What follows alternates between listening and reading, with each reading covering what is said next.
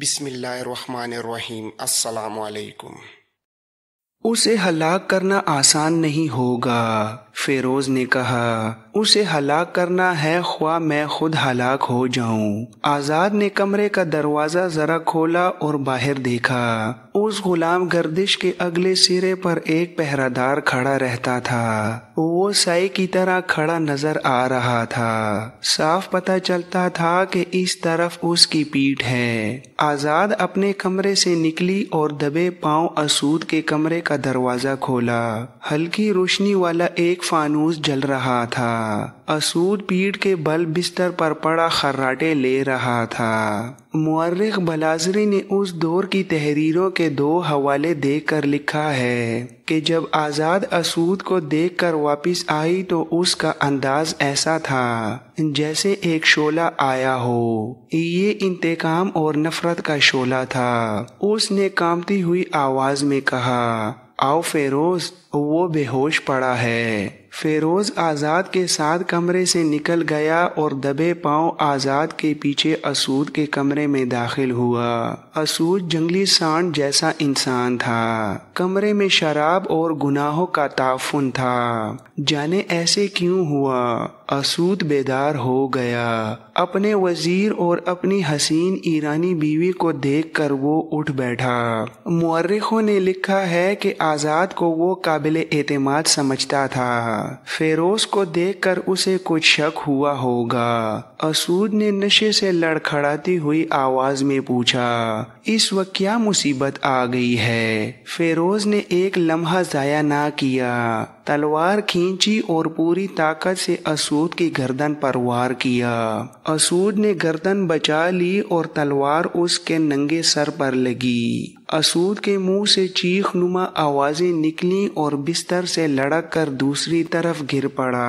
غلام گردش میں دوڑتے قدموں کی دمک سنائی دی۔ آزاد تیزی سے باہر نکلی اور دروازہ بند کر لیا۔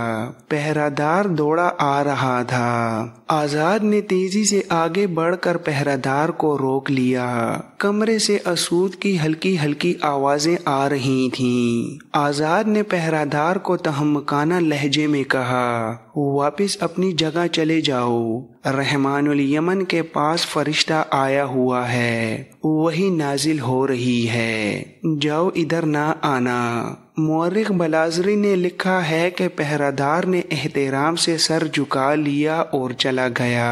آزاد اندر آئی تو دیکھا کہ اسود فرش سے اٹھ کر بستر پر گر رہا ہے اور فیروز دوسرے وار کے لیے آگے بڑھ رہا ہے۔ اسود پھر بستر پر گرا۔ اس کا سر پلنگ کے بازو پر تھا اور سانڈوں کی طرح ڈکار رہا تھا۔ تم اسے مار نہیں سکو گے فیروز، آزاد نے آگے بڑھ کر کہا اور اسود کے بال جو لمبے تھے ہاتھوں سے پکڑ کر نیچے کو کھینچے اور وہ خود فرش پر بیٹھ گئی۔ اب فیروز، گردن کاٹ دو۔ فیروز نے ایک ہی وار سے اسود کی گردن صاف کاٹ کر سر جسم سے الگ کر دیا۔ فیروز کے ساتھیوں قیس عبدغیوث اور دازویا کو معلوم تھا کہ آج رات کیا ہونے والا ہے۔ فیروز نے اسود کا سر اٹھایا اور ان دونوں کے ہاں جا پہنچا۔ محافظوں اور پہرہ داروں کو رحمان الیمن کے قتل کی خبر ملی تو انہوں نے محل کو محاصرے میں لے لیا۔ آزاد فیروز کے ساتھ رہی۔ محل میں بھگدڑ مچ گئی۔ حرم کی عورتوں کا ہجوم چیختا چلاتا باہر کو بھاگا۔ ادھر رسول اللہ کے بھیجے ہوئے قیس بن حبیرہ اور دبر بن یوحنس سرکردہ مسلمانوں کو بغاوت پر آمادہ کر چکے تھے اور دن رات زمین دوز سرگرمیوں سے مسلمانوں کے حوصلے بحال کر چکے تھے۔ اگلی صبح صادق میں کچھ وقت باقی تھا۔ محل کی چھت سے اذان کی آواز بلند ہوئی۔ لوگ حیران ہوئے کہ محل میں اذان۔ لوگ محل کی طرف دوڑے۔ اسود کی فوج حکم کی منتظر تھی، لیکن حکم دینے والا قیس عبدغیوث تھا، وہی سپہ سالار تھا۔ اس نے فوج کو باہر نہ آنے دیا۔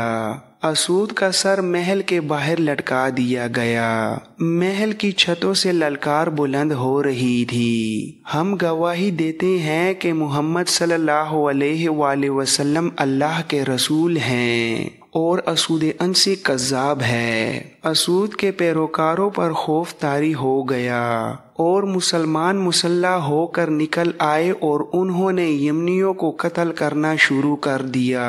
مصر کے مشہور صحافی اور سابق وزیر معرف محمد حسین ہیکل نے اپنی کتاب ابو بکر صدیق اکبر رضی اللہ تعالی عنہ میں فیروز کی زبانی ایک روایت پیش کی ہے۔ فیروز نے کہا تھا، اسود کو قتل کر کے ہم نے وہاں کا انتظام پہلے کی طرح رہنے دیا، یعنی جس طرح اسود کے تسلط سے پہلے تھا۔ ہم نے قتل کے بعد پہلا کام یہ کیا کہ معاذ رضی اللہ تعالی عنہ بن جبل کو بلایا کہ وہ ہمیں باجماعت نماز پڑھائیں۔ ہم بے انتہا خوش تھے کہ ہم نے اسلام کے اتنے بڑے دشمن کو ختم کر دیا ہے، لیکن اچانک اطلاع ملی کہ رسول خدا وصال فرما گئے ہیں۔ اس خبر سے یمن میں ابتری سی پھیل گئی۔ فیروز کو مسلمانوں نے صنعاء کا حاکم مقرر کر دیا۔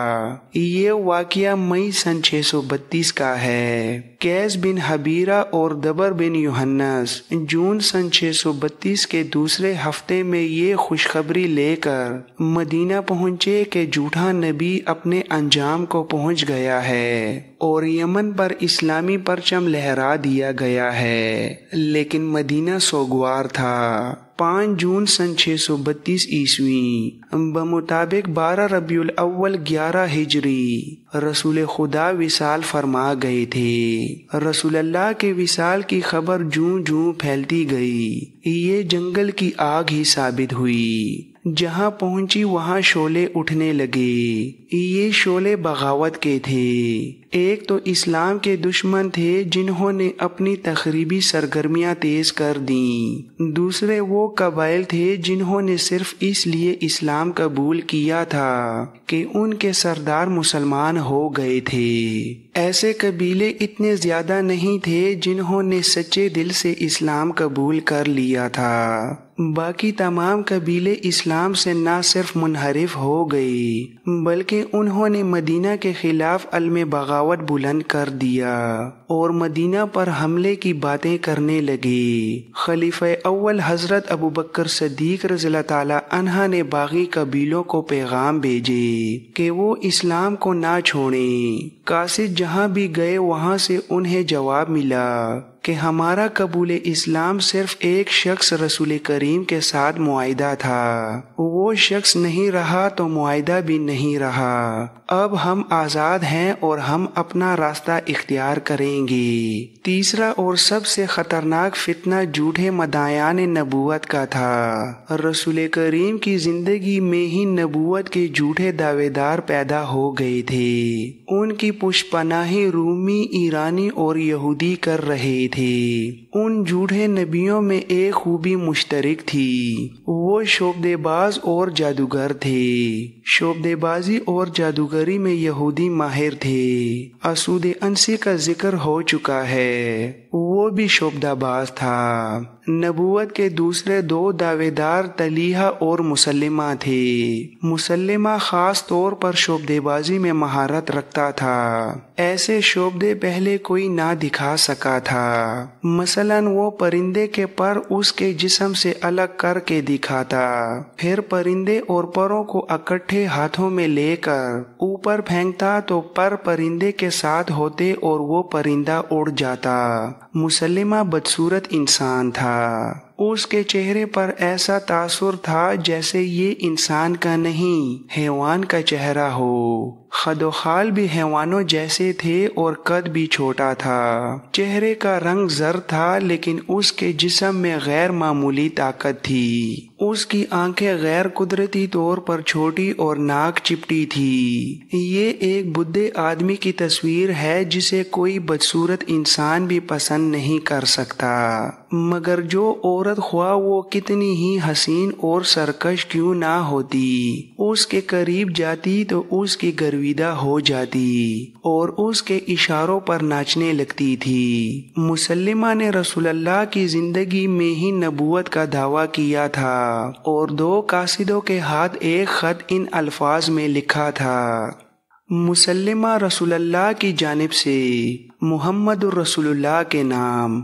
آپ پر سلامتی ہو۔ بادہ وضع ہو کہ میں رسالت میں آپ کا شریک بنایا گیا ہوں، لہٰذا نصف زمین میری ہے اور نصف قریش کی، مگر قریش انصاف نہیں کر رہے۔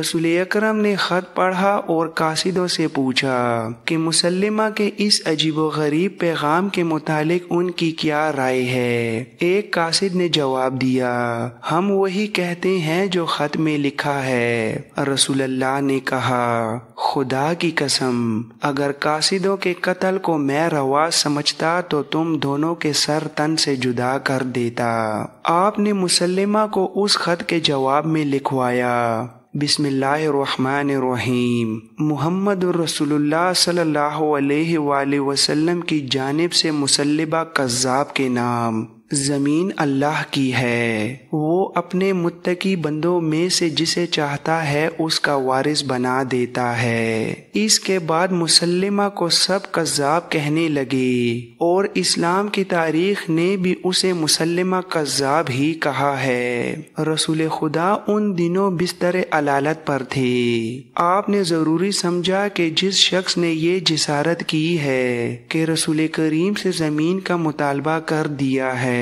اس کی سرگرمیوں اور لوگوں پر اس کے اثرات کو فوراً ختم کیا جائے۔ آپ کی نگاہ ایک شخص نہار الرجال پر پڑی۔ اس شخص نے اسلام قبول کر کے دین کی تعلیم حاصل کی تھی، قرآن کی آیت پر اسے عبور حاصل تھا اور وہ عالم و فاضل کہلانے کے قابل تھا۔ رسول مقبول نے اسے بلا کر ہدایات دیں کہ وہ یمامہ جائے اور لوگوں کو اسلامی تعلیم دے۔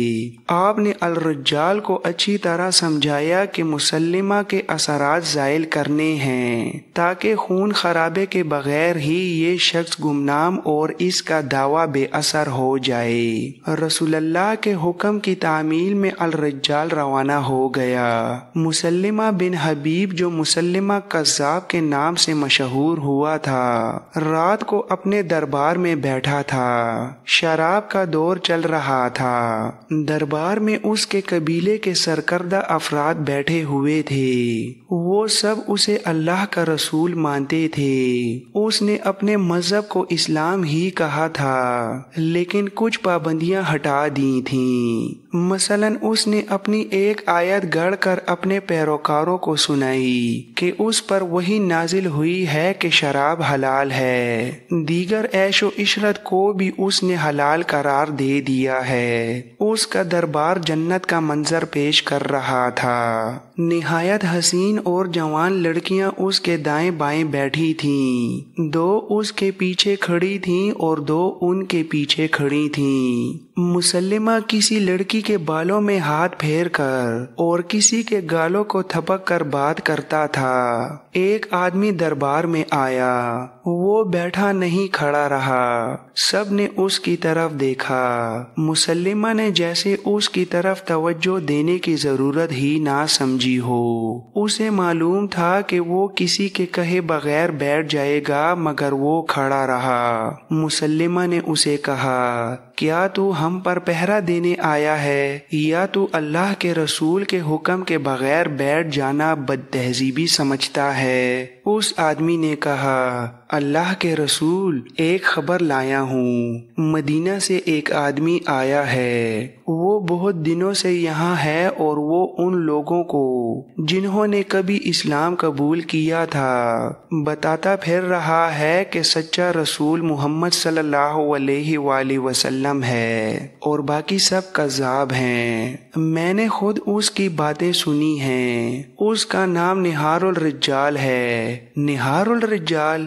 دربار میں بیٹھے ہوئے دو آدمی بیک وقت بولے اور پھر ایک نے کہا، وہ مسلمانوں کے رسول کا منظور نظر ہے، میں اسے جانتا ہوں، اس کے پاس علم ہے۔ دربار میں بیٹھے ہوئے ایک آدمی نے گرج کر کہا، ایسے شخص کو زندہ نہ چھوڑیں۔ ایک اور آدمی نے اٹھ کر کہا، اے خدا کے رسول، کیا تو مجھے اجازت نہیں دے گا کہ میں اس بدبخت کا سر کاٹ کر कर तेरे कदमों में रख दूं? मुसल्लिमा कज़्ज़ाब ने कहा, नहीं, अगर वो आलिम है और उसने मोहम्मद सल्लल्लाहु अलैहि वसल्लम के कुरान की तालीम हासिल की है तो मैं उसे कहूँगा कि मेरे दरबार में आए और मुझे झूठा साबित करे। मैं उसे कत्ल नहीं होने दूंगा। उसे कल रात मेरे पास ले आना, उसे यकीन दिलाना कि उसे कत्ल नहीं किया जाएगा। अल रज्जाल को मुसल्लिमा के एक आदमी ने कहा कि उसे अल्लाह के रसूल मुसल्लिमा बिन हबीब ने अपने यहाँ मदहू किया है। अल रज्जाल ने कहा, क्या वो मेरे कत्ल का इंतजाम यही नहीं कर सकता था? मैं उसे अल्लाह का रसूल नहीं मानता, मुझ पे ये लाजिम नहीं कि मैं उसका हुक्म मानूं। मुसल्लिमा के इलीची ने कहा, वो जहाँ चाहे तुम्हें कत्ल करा सकता है, उसमें ये ताकत भी है कि फूंक मार दे तो तेरा जिस्म मुर्दा हो जाए। वो तुझे जिंदा देखना और रुखसत करना चाहता है। मुसलमानों ने अल रज्जाल से कहा कि वो उस कज़्ज़ाब के यहाँ ना जाए। अल रज्जाल ने कहा, ये मेरी जिंदगी और मौत का सवाल नहीं, ये सदाकत और कज़्ज़ाब का सवाल है। अगर एक कज़्ज़ाब को सदक से बहरावर करने में मेरी जान चली जाती है तो ये सौदा महंगा नहीं। अल रज्जाल ने कहा, मैं आऊंगा, आज ही रात आऊंगा। मुसल्लिमा से कहना कि तू अगर सच्चा नबी है तो अपने वादे से फिर ना जाना। इलीची ने मुसल्लिमा कज़्ज़ाब को अल रज्जाल का जवाब बताया। अल रज्जाल यमामा के किले में रहता था। मशहूर मुअर्रिख तिबरी ने लिखा है कि मुसल्लिमा अपने खास मेहमानों के लिए बड़ा खुशनुमा खेमा नस्ब कराया करता था, जिसकी साख मकान जैसी होती थी। ये खेमा अंदर से बड़े दिलफरेब तरीकों और कपड़ों से सजाया जाता था। सहरा की रातें सर्द होती थीं, इसलिए मुसल्लिमा खेमे में बड़ा खूबसूरत आतिशदान रखवा दिया करता था। उस आतिशदान में वो कोई चीज या ऐसी जड़ी बूटी रख दिया करता था जिसकी खुशबू अतर की तरह होती थी, लेकिन ये खुशबू उस पर ऐसा असर करती थी जैसे उस खेमे में सोने वाले को हिप्नोटाइज कर लिया गया हो। मुसल्लिमा का शिकार बेहोश या बेखबर नहीं होता था, बल्कि वो मुसल्लिमा के इशारों पर नाचने लगता था। खुद मुसल्लिमा पर उसका ये असर नहीं होता था। मुसल्लिमा कज़्ज़ाब को जब ये इतला मिली कि अल रज्जाल आ रहा है तो उसने अपना मखसूस खेमा नस्ब कराया और उसमें वो तमाम इंतजामात करा दिए जो वो कराया करता था। उसने रात के लिए आतिशदान भी रखवा दिया। अल रज्जाल आया तो मुसल्लिमा ने बाहर आकर उसका इस्तकबाल किया।